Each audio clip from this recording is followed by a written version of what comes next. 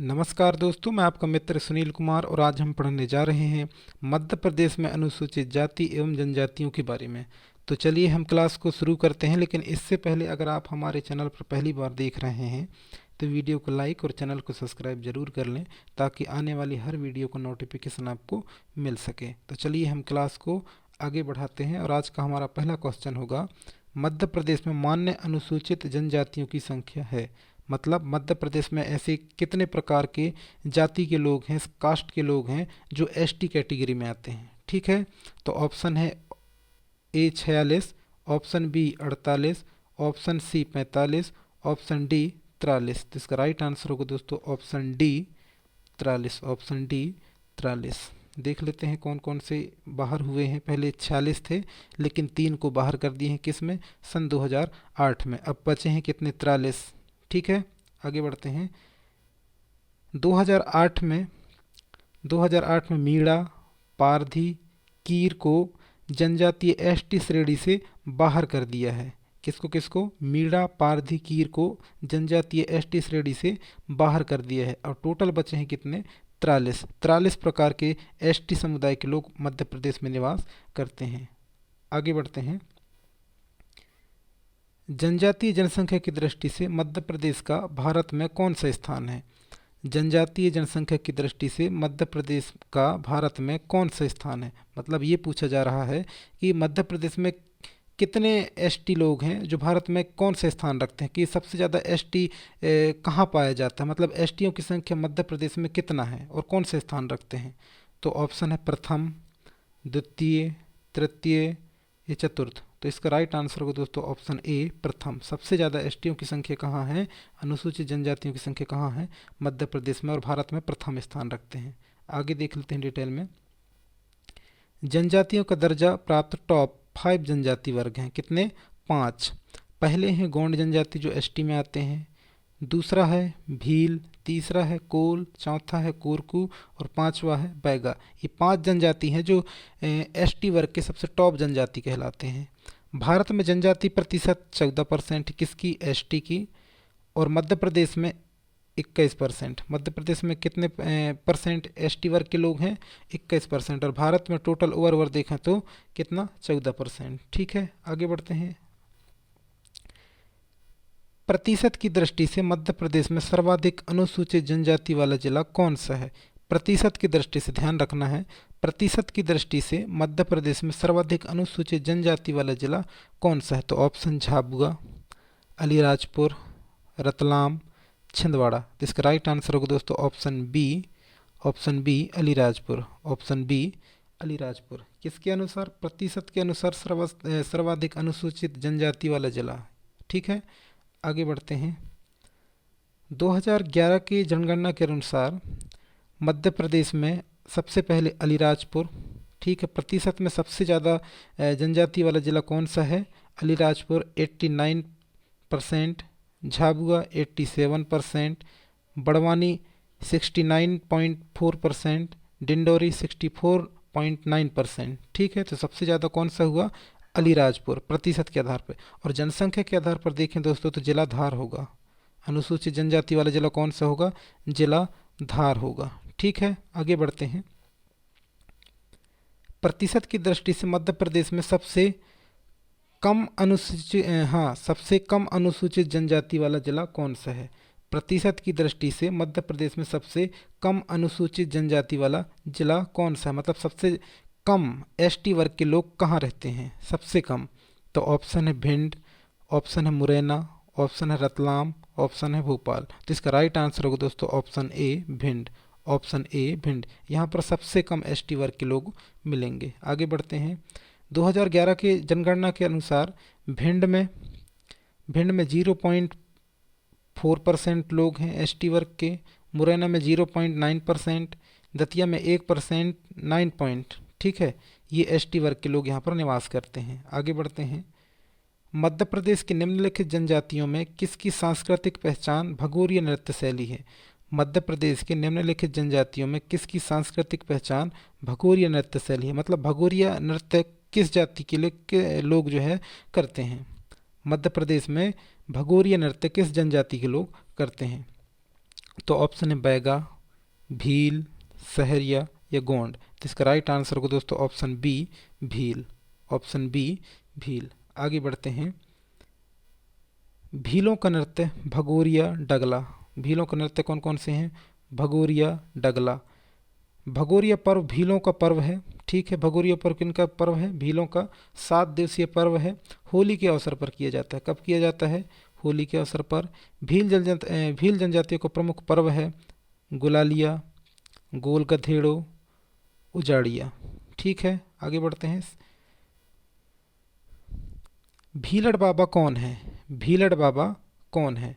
तो ऑप्शन है भारिया के प्रमुख देवता, भारिया जनजाति के प्रमुख देवता, भीलों के प्रमुख देवता, बैगा जनजाति के प्रमुख देवता या सहरिया जनजाति के प्रमुख देवता। तो इसका राइट आंसर होगा दोस्तों ऑप्शन बी भीलों के प्रमुख देवता हैं। कौन? भीलड़ बाबा, ठीक है। आगे बढ़ते हैं। भीलड़ बाबा मानव और पशुओं की सर्प से रक्षा करते हैं। किससे? मानव और पशुओं की सर्प से रक्षा करते हैं। और राजा पंथा, यहाँ पर टाइपिंग एरर है, राजा पंथा भीलों का सबसे शक्तिशाली देवता है। राजा पंथा भीलों का सबसे शक्तिशाली देवता है। आगे बढ़ते हैं।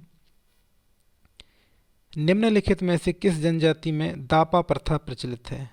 निम्नलिखित में से किस जनजाति में दापा प्रथा प्रचलित है? दापा मतलब दहेज प्रथा। तो ऑप्शन है गोंड जनजाति, भील जनजाति, बैगा जनजाति या कोरकू जनजाति। तो इसका राइट आंसर होगा दोस्तों ऑप्शन बी भील जनजाति। वैसे तो सभी जनजाति, सभी समुदाय में दहेज प्रथा प्रचलन में है अभी भी, ठीक है। आगे बढ़ते हैं, देख लेते हैं। दापा प्रथा मतलब दहेज प्रथा। वधू धन प्रचलन को समाप्त करने के लिए भील जनजाति समुदाय द्वारा झाबुआ साथीदार अभियान प्रारंभ किया है। क्या किया है? साथीदार अभियान प्रारंभ किया है। किसको? दहेज प्रथा को समाप्त करने के लिए, ठीक है। आगे बढ़ते हैं। गोंड जनजाति के प्रमुख देवता हैं। गोंड जनजाति के प्रमुख देवता हैं। ऑप्शन दूल्हा देव, ऑप्शन है बूढ़ा देव, ऑप्शन है ठाकुर देव, उपरोक्त सभी। तो इसका राइट आंसर होगा दोस्तों उपरोक्त सभी। इसका राइट आंसर क्या होगा? उपरोक्त सभी। आगे बढ़ते हैं। बड़ा देव सृजन के देवता हैं। किसमें? गोंड जनजाति में।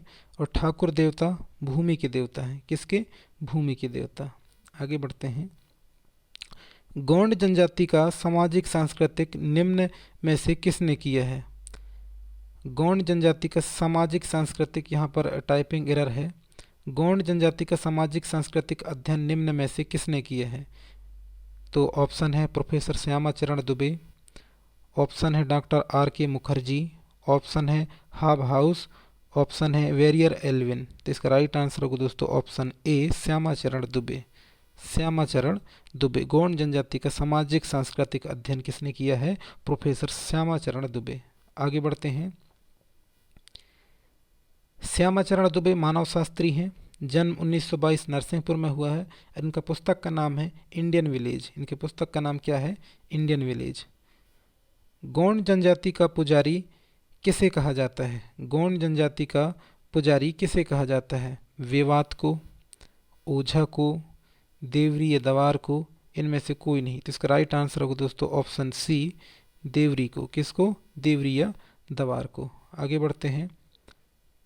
कार्य व्यवसाय के आधार पर गोंड जनजाति, ठीक है। तो ओझा क्या करते हैं? झाड़ फूक का काम करते हैं। अगरिया लोहे का व्यवसाय करते हैं। कोयला भूतिस नगरों में गा बजा कर कमाना खाना के काम करते हैं। सुल्हास लकड़ी का कारीगरी का काम करते हैं। लकड़ी के कारीगरी का काम करते हैं। आगे बढ़ते हैं। गोंड जनजाति में दूध लौटावा प्रथा किस से संबंधित है? गोंड जनजाति में दूध लौटावा प्रथा किस से संबंधित है? तो ऑप्शन है जन्म से, मृत्यु से, विवाह से, तांत्रिक क्रिया से। तो इसका राइट आंसर होगा दोस्तों ऑप्शन सी विवाह से। ऑप्शन सी विवाह से। आगे बढ़ते हैं। मामा बुआ के बेटे बेटियों को आपस में विवाह को क्या प्राथमिकता दी जाती है? किसमें? दूध लौटावा में। मामा बुआ के बेटे बेटियों को आपस में शादी करा दिया जाता है, उसी को दूध लौटावा कहते हैं, ठीक है। आगे बढ़ते हैं। किस जनजाति में सेवा विवाह की प्रथा है? किस जनजाति में सेवा विवाह की प्रथा है? ऑप्शन ए गोंड जनजाति, ऑप्शन बी भील जनजाति, ऑप्शन सी कोल जनजाति, ऑप्शन डी कोरकू जनजाति। तो ऑप्शन ए गोंड जनजाति। कौन सी जनजाति? गोंड जनजाति। सेवा विवाह का मतलब होता है विवाह से पूर्व जो है वधु जो है वधु के घर में वर जाता है, मतलब दूल्हा जो है विवाह के पूर्व दुल्हन के घर में जाके कार्य करते हैं, काम वगैरह करते हैं, उसी को कहा जाता है सेवा विवाह। उसी को लमसेना विवाह या लमसना विवाह भी कहते हैं। आगे बढ़ते हैं।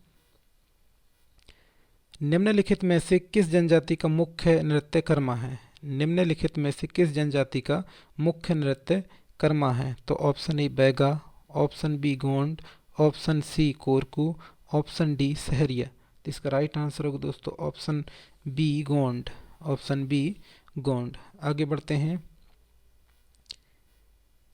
कर्मा को लोक नृत्यों का राजा भी कहा जाता है। लोक नृत्यों का राजा।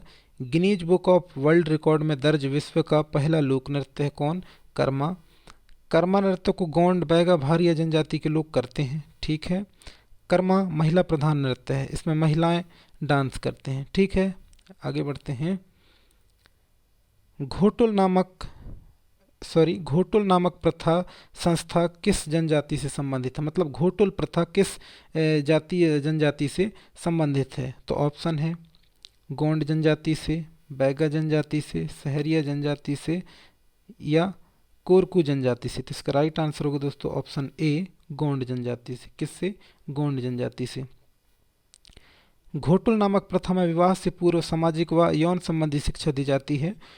गोंड जनजाति पुस्तक है the Muria and their Ghotul. The Muria and their Ghotul. लेखक हैं बेरियर एल्विन। लेखक कौन है? Verrier Elwin. आगे बढ़ते हैं। निम्नलिखित में से किस जनजाति में नौह डोरा चित्र प्रचलित है? निम्नलिखित में से किस जनजाति में नौह डोरा चित्र प्रचलित है? तो ऑप्शन है कोरकू, ऑप्शन है बैगा, ऑप्शन है गोंड, इनमें से कोई नहीं। तो इसका राइट आंसर होगा दोस्तों ऑप्शन सी गोंड जनजाति। किस जाति में? गोंड जनजाति में। एक भित्ति चित्र है दोस्तों, इसमें जो है दीवार में बनाया जाता है। आगे बढ़ते हैं। नौह डोरा एक भित्ति चित्र है और दीवारों पर बनाया जाता है। टोला किस जनजाति का मोहल्ला कहलाता है? टोला किस जनजाति का मोहल्ला कहलाता है? Option A Gond, option B Sahariya, option C Bhil, option D Bharia. तो इसका राइट आंसर होगा दोस्तों option A Gond. Option A Gond. आगे बढ़ते हैं। अबूझ माड़िया जनजाति मध्य प्रदेश के किस जिले में आती हैं या रहते हैं? अबूझ माड़िया जनजाति मध्य प्रदेश के किस जिले में रहते हैं? ठीक है। यहाँ पर टाइपिंग एरर है। तो ऑप्शन है खंडवा, रीवा, इंदौर या छिंदवाड़ा। तो इसका राइट आंसर होगा दोस्तों option D Chhindwara. Option D Chhindwara. आगे बढ़ते हैं। अबूझ माड़िया गोंड जनजाति का उपजाति है। अबूझ माड़िया शब्द का अर्थ अज्ञात वन व ऊंची भूमि के स्वामी। कोरकू शब्द का अर्थ मानवों का समूह। भारिया शब्द का अर्थ है ज्ञान का अभाव।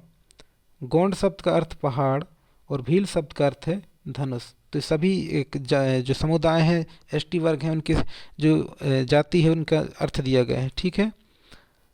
आगे बढ़ते हैं। बैगा जनजाति मुख्य रूप से कहाँ मिलती है? बैगा जनजाति मुख्य रूप से कहाँ मिलती है?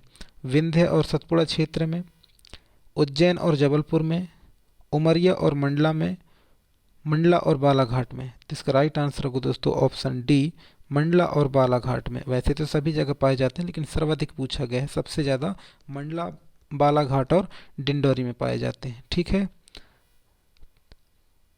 बैगा जनजाति गांव को पूर्वा कहते हैं। बैगा जनजाति के लोग गांव को पूर्वा कहते हैं तथा गांव के मुखिया को क्या कहते हैं? मुकद्दम। गांव के मुखिया कौन होता है? मुकद्दम। ठीक है। तो ये रहा दोस्तों हमारा आज का क्लास। आपको कैसा लगा क्लास कमेंट्स करके ज़रूर बताना। और अगर आप हमारे चैनल पर पहली बार देख रहे हैं तो वीडियो को लाइक और चैनल को सब्सक्राइब ज़रूर कर लेना। ठीक है। मिलते हैं अगले वीडियो में। आज के लिए इतना ही। धन्यवाद।